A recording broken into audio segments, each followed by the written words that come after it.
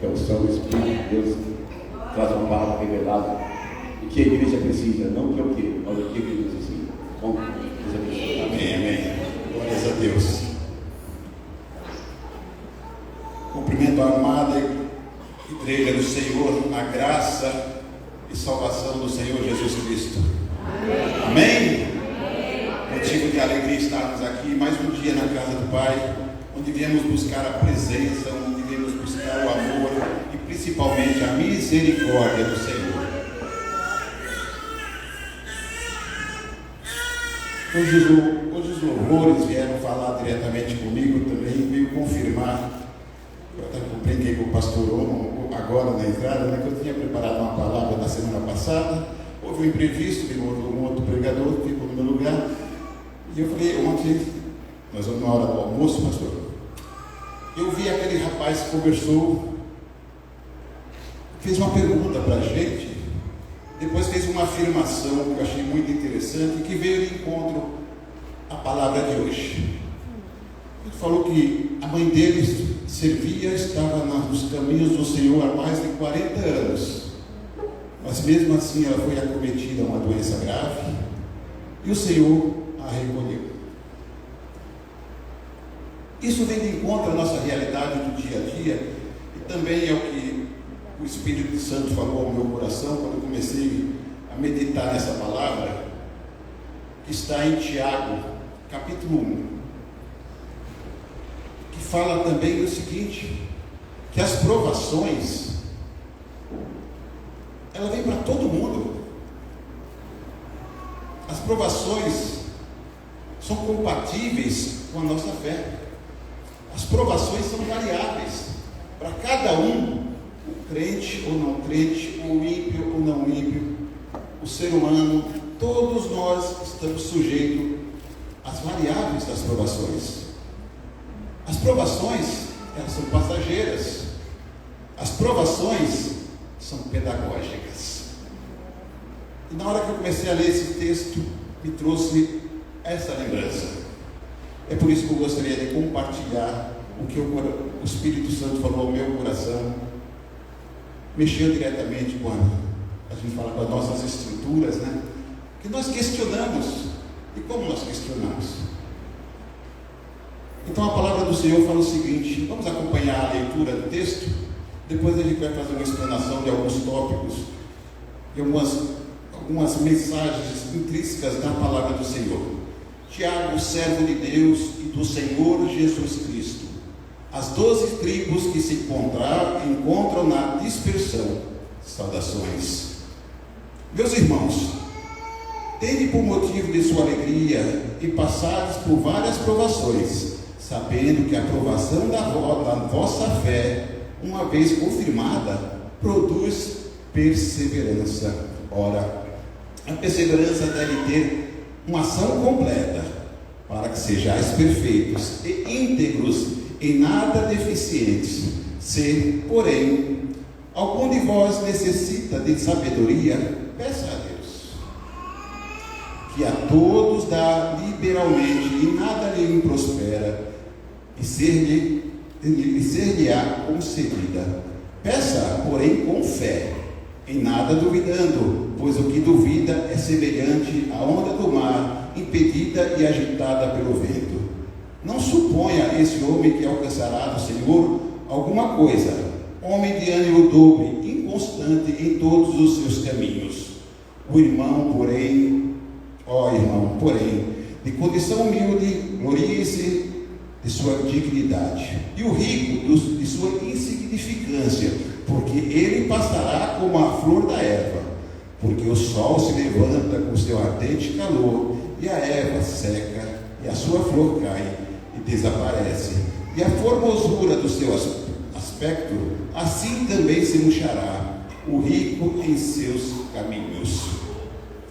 Bem-aventurado o homem que suportar com perseverança a provação, porque depois de ter sido aprovado, receberá a coroa da vida, a qual o Senhor prometeu aos que o amam. Ninguém, ao ser tentado, diga: sou tentado por Deus, porque Deus não pode ser tentado pelo mal, e ele mesmo a ninguém tenta. Ao contrário, cada um é tentado pela sua própria cobiça, quando esta o atrai e o seduz. Então a cobiça, depois de haver concebido, dá a luz ao pecado, e o pecado, uma vez consumado, gera a morte. Não vos enganeis, meus amados irmãos. Toda boa dádiva e todo dom perfeito são lá do alto, descendo do Pai das luzes, em quem não pode existir variação ou sombra de mudanças, pois, segundo o seu querer, ele nos gerou pela palavra da verdade, para que fôssemos como que primícias das suas criaturas. Sabendo essas coisas, meus amados irmãos, todo homem, pois, seja pronto para ouvir, tardio para falar, tardio para se irar. Porque a ira do homem não produz a justiça de Deus. Portanto, despojando-vos de toda impureza e acúmulo de maldade, e acolhei com mansidão a palavra em vós, implantadas, a qual é poderosa para salvar a vossa alma. Tornai-vos, pois, praticantes da palavra, e não somente ouvintes, enganando-vos a vós mesmos. Porque se alguém é ouvinte da palavra e não praticante, assemelha-se ao homem que contempla num espelho o seu rosto natural, pois a si mesmo se contempla e assim retira, e para logo se esquece de como era a sua aparência. Mas aquele que considera atentamente na lei perfeita, lei da liberdade, e nela persevera, não sendo ouvintes negligentes, mas operoso praticante, este será bem-aventurado no que realizar. 26. Se alguém supõe ser religioso, deixando de se refrear a língua, antes enganando o próprio coração, a sua religião é vã. A religião pura é sem mácula para o nosso Deus e Pai. E esta visitar o órfão e as viúvas na sua tribulação. Assim mesmo aguarda-se incontaminado do mundo. Amém? Soberano Deus, eterno Pai, a tua palavra foi lida para a tua igreja. A tua palavra é certa, a sua palavra é reta, a sua palavra é pura, é a tua palavra que cura, é a tua palavra que traz aos nossos corações o refrigério. E nos põe também, Senhor, a entender a necessidade de nós praticarmos a Tua palavra para buscar a nossa salvação em Cristo Jesus. Amém. Glórias a Deus. Esse texto é bem conhecido. Por si só, ele é claro, ele tem muitas passagens aqui, mas todas essas passagens são claras quando a gente começa a ler devagarzinho, atentamente, o que cada versículo fala. Mas vamos fazer só uma explanação rapidinho. Quem era esse Tiago? Esse Tiago, a Bíblia fala que pode ser dois Tiago, ou Tiago, irmão de João, filho de Zebedeu, ou Tiago, meu irmão de Jesus. Tudo podemos confirmar através dos relatos históricos que esse Tiago é o irmão de Jesus. Então, olha como às vezes a gente para analisar. Tiago, sendo irmão de Jesus, ele não creu em Jesus, ele só foi crer em Jesus depois da ressurreição, mas ele foi muito usado. Posteriormente ele foi muito usado. Ele se tornou um dos líderes da igreja em Jerusalém. Na terceira viagem missionária de Paulo foi ao encontro de Tiago, dada a importância de Tiago que tinha para a obra de Deus. E Tiago, sendo irmão de Jesus, olha como começa já a humildade do ser humano que já estava implantada no coração. Tiago, olha como ele se apresentava: servo de Deus e do Senhor Jesus. Amém. A humildade, irmãos, cabe em qualquer lugar. A humildade cabe nos nossos atributos diários, no serviço, na igreja e lá fora. Ele escreve uma carta para as 12 tribos que se encontram em dispersação. Aí ele te fala, essas 12 tribos que estavam em dispersações eram judeus cristãos que naquela época, pela perseguição e em função do amor de Deus, em função da lealdade a Cristo, eles eram perseguidos. Foram obrigados a abandonar suas terras, foram obrigados a abandonar suas casas, foram obrigados a abandonar seu convívio. Mas mesmo assim, a fé não abalou. Por isso que Tiago pega e escreve a eles, meus irmãos. Ele não escreveu uma carta para qualquer um, não foi direcionada para toda a região. Não, foi direcionada aos meus irmãos, aos crentes, aos cristãos, aqueles que confessavam a fé. Tende por motivo de toda alegria o passardes por várias provações. Por isso que eu peguei e falei que as provações são temporárias. Não está aqui no texto ficardes, está passardes. Então, o povo de Deus que crê em Jesus Cristo pode ter certeza, as provações elas vão existir, mas são variáveis. Vocês não vão ficar parados nisso aqui, sabendo que a aprovação da vossa fé, uma vez confirmada, produz perseverança. A perseverança, irmãos, traz uma realidade nossa, quando nos fortalece a crer em Jesus, acreditar que nós somos mais que vencedores em Cristo Jesus. É Ele que nos dá força. Essa perseverança é aquilo que a gente espera e sabe que vai acontecer, mas a gente não consegue ver. É a nossa fé, o firmamento das coisas que vão acontecer, que vai acontecer, mas eu não estou vendo ele imediatamente. Ótimo, não tem problema. Eu vivo em fé. Eu vivo por fé. Eu vivo por acreditar que Jesus é o meu Salvador. Jesus é aquele que é o autor e consumador da minha alma, independente da situação.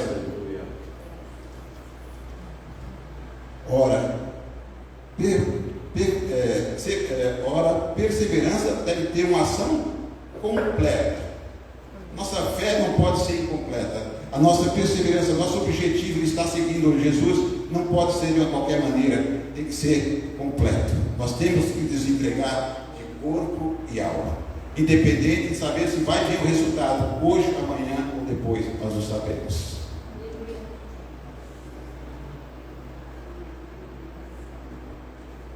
Se porém algum de vós necessitar de sabedoria, aí a gente para analisar, Senhor, como é que eu vou passar por essas dificuldades? Nós não sabemos, então nós precisamos do quê? Da sabedoria. Mas a sabedoria não é do homem, a sabedoria é de Deus.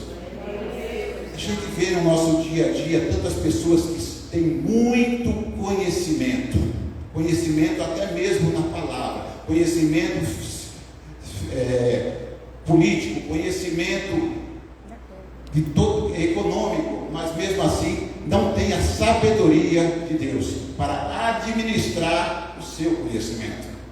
Eu vi uma vez, eu falei o seguinte, um verdadeiro sábio não é aquele que sabe responder a todas as perguntas, é como responder na hora certa.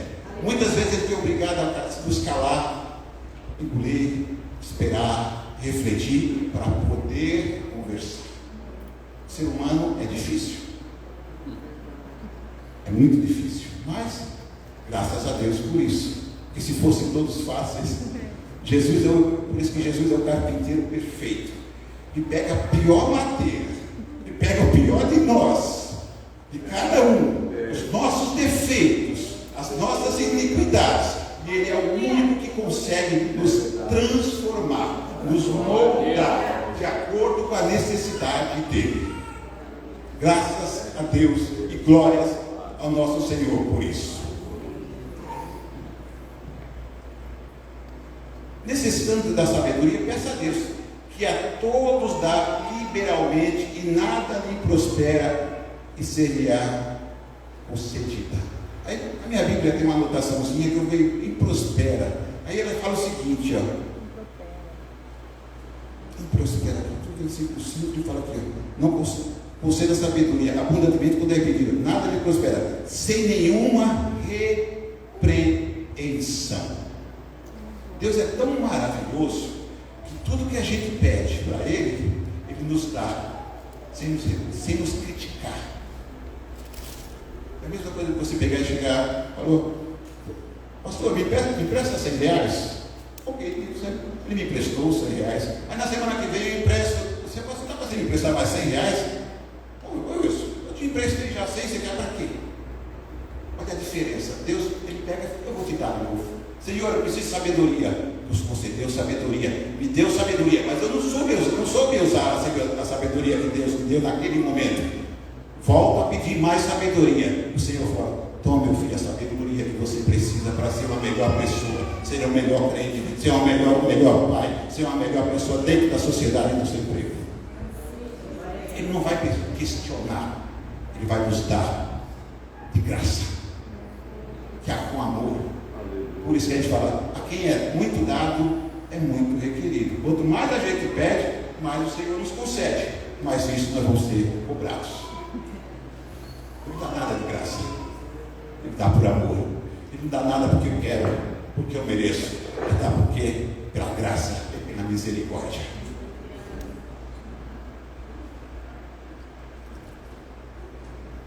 Mas Tiago também faz um alerta na hora que a gente fala na hora que vai pedir sabedoria. Olha o que fala no versículo 6. Peça, porém, com fé, em nada duvidando, porque o que duvida é semelhante à onda do mar, impelida e agitada pelo vento. Ele faz dois comparativos, ele faz isso aqui e faz um outro com relação à pessoa que está com dúvida. Como é que funciona a maré? De acordo com a maré, influência da lua, claro, mas de acordo com o vento, quando o vento vem do mar para dentro, a onda vem empurrada. Depois, quando o vento muda, também muda o sentido das águas. É semelhante isso aqui. A gente não pode ser igual às ondas. Que qualquer vento nos leva para um lado, para o outro, para um lado, para o outro. Um dia eu estou feliz, outro dia eu estou triste. Um dia eu estou contente, outro dia eu estou irritado. Um dia eu sou crente, outro dia eu questiono a Deus. O dia que está faltando, eu questiono e murmuro. O dia que Deus me abençoa, glórias a Deus por tudo, Ele é o maior, Ele é a melhor coisa que eu tenho na minha vida. É só apertar um pouquinho a nossa fé, às vezes muda. Às vezes pode ser, não sei se acontece isso com a igreja, mas comigo já aconteceu. Às vezes porque começa a questionar, Senhor, faço tanta coisa, por que eu passo por isso? Aí vem de conta as primeiras palavras que eu falei, que a aprovação é para me fortalecer na fé. A aprovação é para me ajudar e me moldar a ser uma pessoa melhor. Se tudo que eu faço dá certo, sou eu que faço. Não, tudo que Deus me concede, tudo que Deus me ajuda, tudo que Deus me capacita, é Deus em primeiro lugar. Não sou eu que estou na frente de nada, tudo em função de Deus. Se eu tenho conhecimento, Deus me capacitou. Se eu tenho amor no coração, Deus limpou o meu coração. Se eu tenho uma família abençoada, foi Deus que me deu. Se hoje eu tenho igreja para congregar, foi Deus que me deu. Se hoje eu tenho amigos e irmãos em Cristo aqui para chorar e se alegrar junto, foi Deus que nos deu. Foi Deus que nos colocou aqui. Tudo tem um propósito de Deus nas nossas vidas, na parte boa e na parte ruim. Por isso que nós passamos por provas, passamos por dificuldades, para a gente entender que fala, Senhor, é só o Senhor na minha vida. Deus deu, Deus tomou. Bendito seja Deus. Israel, bendito seja Deus por tudo. Ele restitui com graça, com carinho, com amor, com harmonia. Glórias a Deus. O versículo 9 falou, irmão, porém, de condição humilde, glorie-se na dignidade. Muitas vezes a gente entende que falar que pobreza não é de Deus. Se você for na igreja, você der o dízimo, ser fiel, ser ofertante, ouvir a palavra, você não vai passar por prova. Eu sinto lhe informar que acho que Tiago, nessa época, não frequentou nenhuma dessas igrejas. Porque todos os crentes, todos os cristãos passaram por prova, passaram por dificuldade, foram moldados na morte do Senhor. É igual o vaso do oleiro, tem que ser quebrado, tem que ser apertado, tem que tirar todas as impurezas, porque senão não vai ser um vaso de honra. Nós a mesma coisa, se nós não formos moldados, nós não formos quebrados, o pequeno eu sou começa a sobressair nas nossas vidas. Eu tenho, eu faço, eu posso. E cadê Deus na nossa vida? Cadê Deus no nosso andar diário? Cadê Deus no nosso dia a dia? Cadê Deus na nossa personalidade? Cadê? Mas em contrapartida também ele fala do pobre e fala do rico. Olha o que ele fala do rico aqui, ó. O rico na sua insignificância, porque ele passará como a flor da erva, porque o sol se levanta com o seu tempo, com o seu ardente calor, e a erva seca e a sua flor cai e desaparece. Formosura do seu aspecto, assim também se murchará os ricos em seus caminhos. Isso aqui nos traz a refletir que jamais nós podemos nos alicerçar no nosso poder aquisitivo. Vai vir o sol, vai vir as tempestades, vai vir os intempéries do dia a dia. O sol vai secar e nós vamos passar. O rico, pode ser que ele tenha momentaneamente uma certa alegria, uma certa felicidade, mas na realidade só Deus e Ele sabe quão grande é a ruína dele, ou o que se passa na casa dele. Eu gostaria de tanto de ser como fulano de tal. Eu gostaria tanto de ter o que fulano de tal tem. Eu gostaria tanto de pregar como Chico. Eu gostaria de ser usado. Irmãos, Deus vai dar medida para cada um de acordo com a nossa estrutura. É pecado? É pecado querer ter alguma coisa? Não é pecado. Mas quando aquele querer começa a se sobrepor, onde vira um objetivo principal, sem ser o objetivo principal nosso, que é a salvação, aí é pecado. Deus concederá de acordo com cada medida, de acordo com a nossa necessidade, de acordo com o que nós merecemos. Bem-aventurado é o homem que suportar por perseverança a aprovação, porque depois de sendo aprovado, se receberá a coroa da vida, a qual o Senhor prometeu a quem os ama. Promessa de Deus. Suporta, persevera, vai até o fim, que eu vou te dar a coroa da vida. Glória a Deus. No versículo 13 até o 15, traz algumas particularidades que fala assim, que é uma realidade, irmãos. Ninguém ao ser tentado diga, sou tentado por Deus. Deus não tenta. Nada. Mas tudo é de Deus? Sim, tudo de bom é de Deus. São as coisas boas. E o mal existe. Paralelamente é isso. Quem vai atrás do mal somos nós. Pela nossa arrogância, pela nossa mesquinhez, pelo nosso orgulho, pelo nosso interesse.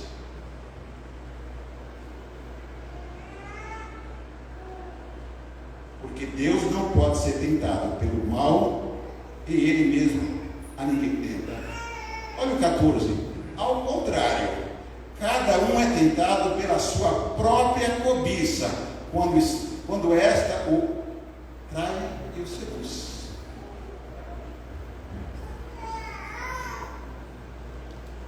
Então a cobiça, depois de haver concebido, dá à luz o pecado. E o pecado, uma vez consumado, gera a morte.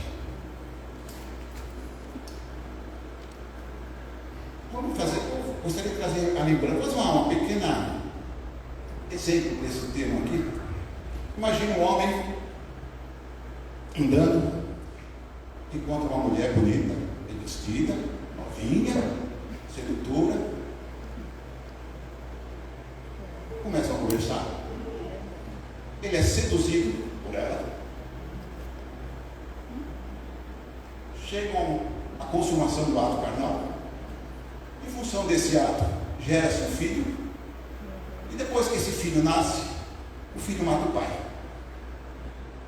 Aqui, essa história aqui, Tiago escreveu. Cada um é tentado pela sua própria cobiça. O homem foi tentado, cobiçou a mulher. Esta o atrai. A mulher o atrai e o seduz. Esta o atrai e o seduz. O homem foi atraído e seduzido pela mulher. Então a cobiça, depois de haver concebido o quê? Filho, dá à luz ao pecado. E qual o pagamento do pecado? O pecado, uma vez consumado, gera a morte. Então o homem foi morto pelas suas atitudes. Está escrito na carta de Tiago. Isso aqui é o homem que propicia tudo isso. Não é Deus. Mas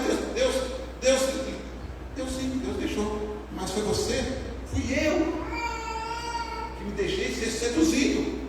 Poderia muito bem falado não. Poderia ter muito bem falado, isso aqui não é de Deus. Não é isso que eu preciso. A palavra de Deus fala que não devo coabitar com ninguém que não seja minha esposa. Vai ter consequência inevitável. E essa consequência vai gerar a sua morte. Ou a morte espiritual, ou a morte, como diria aqui, do remorso. Deus é lindo por isso. Obrigado pela tua palavra, Senhor. Em toda não vos enganeis, meus amados irmãos. Então, na realidade, somos nós mesmos que queremos ser enganados. O Senhor abre, o Senhor mostra, o Senhor ensina, mas nós fechamos nossos olhos espirituais, nós não lemos a palavra, nós não queremos saber dos ensinamentos de Deus, e depois a gente começa a culpar. Eu já ouvi muito, ou é Deus ou é o diabo. Não, é Deus ou eu mesmo, que eu provoquei toda a situação, todas as tribulações, todas as provações que eu estou passando. Fui eu. Eu tenho que saber ter a responsabilidade de assumir que fui eu. Deus simplesmente falou, apareceu, mas eu estou aqui para te salvar, eu estou aqui para te perdoar, mas vai ficar cicatriz. Todas as nossas atitudes vai gerar um machucado. Esse machucado vai virar uma cicatriz. Deus limpa, Deus transforma, Deus muda, mas a cicatriz fica. Às vezes é bom ficar uma cicatriz para falar, não faça mais isso, que vai ficar a cicatriz. Deus curou, o machucado sarou, mas a cicatriz ficou.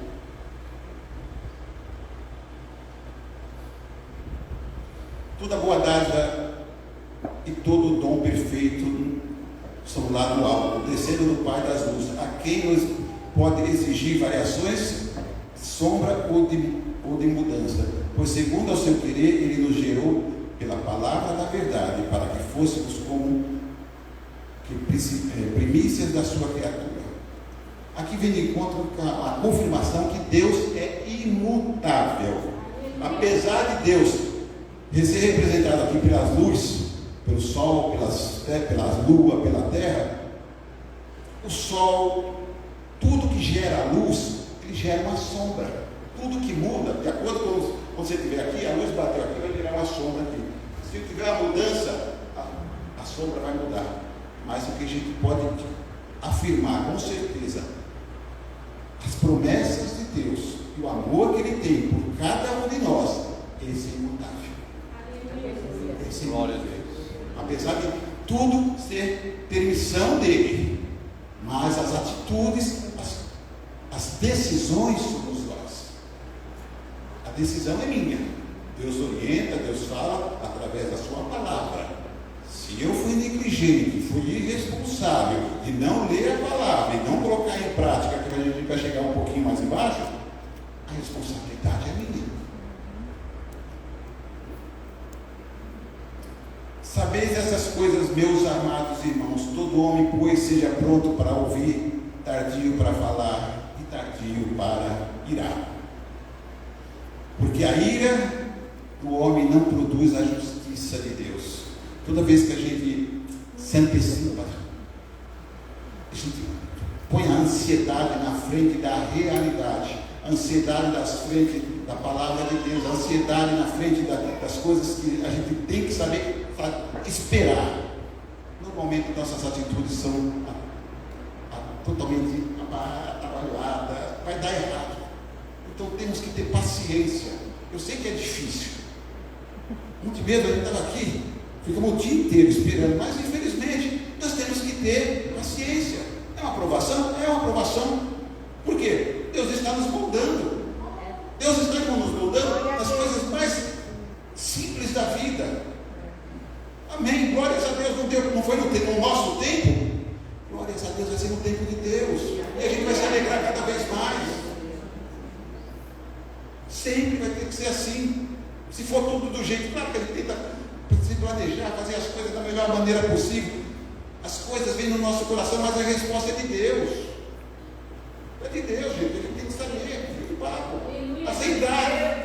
Não é como a gente quer? Amém. Se não deu para arrumar ontem, tem que arrumar semana que vem, acabou.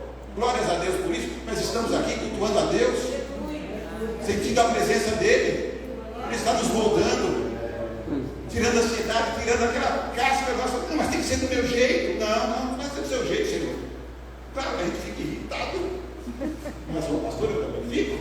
No serviço, a mesma coisa. Mas o Senhor está nos moldando. O Senhor está nos... Calma, meu servo. Calma, vai dar certo. No meu tempo vai dar certo. E você vai ver a obra que eu vou fazer. Vai fazer cada vez melhor. Paciência.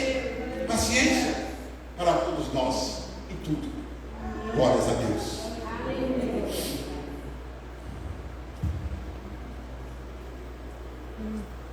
Gostaria só de me ater, já estou quase terminando. Essa partezinha que vai do versículo 20, do 21 em diante. Portanto, despojando-vos de toda impureza e acúmulo de maldade, acolhei com mansidão a palavra em vós, implantada, a qual é poderosa para salvar a vossa alma. Aqui tem 3 tópicos que eu gostaria de deixar. A palavra é poderosa para salvar a nossa alma. A palavra é um espelho para nós. A palavra traz as bem-aventuranças. Nossa alma é sedenta de sentimento. Nosso coração é enganoso.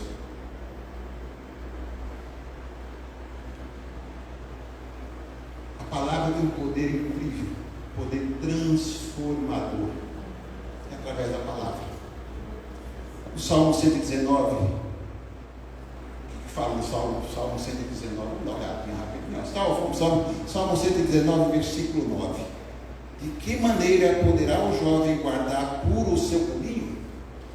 Observando-a segundo a tua palavra. No mesmo Salmo 119, no versículo 11, fala o seguinte: guarda no coração as tuas palavras, para não pecar contra ti. E no mesmo Salmo 119, no versículo 105, ele fala o quê? Lâmpada para os meus pés é a tua palavra, luz para os meus caminhos. Em João capítulo 17, versículo 17, fala também o seguinte: santificai-vos na verdade, a tua palavra é a verdade. Glória a Deus. Tornado, no versículo 21, ele pode fazer uma analogia aqui, como sendo igual ao nosso coração. Portanto, despoja-vos de todas as impurezas, acúmulo de maldade. Acolhei com mansidão a palavra em vós implantada, a qual é poderosa para salvar a vossa alma. Quando você vai fazer qualquer plantio, como é que você faz? Você pega a terra, limpa, tira o mato, a erva daninha, os pedregulhos, tudo aquilo que não presta. Assim também tem que ser o nosso coração. Nós temos que pegar, abrir o nosso coração, tirar as impurezas, tudo que nos presta, porque senão a semente da palavra que for implantada não vai germinar. Tornai-vos, pois, praticante da palavra e não somente ouvinte, enganando-vos a nós mesmos. Porque se alguém é ouvinte da palavra e não praticante, agora isso aqui faz uma realidade fantástica para nós. Assemelha-se ao homem que contempla no espelho seu rosto natural, pois a si mesmo se contempla e se retira, e para logo se esquecer de como era a sua aparência. A palavra ela nos confronta. A palavra de Deus nos traz a realidade e nos mostra, esmiuça os nossos corações e mostra tudo como nós somos. Nossa personalidade, a nossa realidade. É a palavra de Deus que traz tudo isso. Por isso que Tiago faz esse comparativo como ser humano que olha, um homem que olha para o espelho. Na hora que você acorda e olha para o espelho, o que ele reflete? A sua imagem. É igual a palavra. Mostra como você está. Você precisa fazer a barba, você está descabelado, você precisa se arrumar. E simplesmente, se a gente virar as costas e for embora, aquela imagem aparece. Nós vamos nos esquecer. É a mesma coisa da palavra. Se a gente ler a palavra e não praticar, e não pôr em prática, nós vamos nos esquecer. Não adianta ser somente ouvintes. Temos que ser praticantes. Glória a Deus.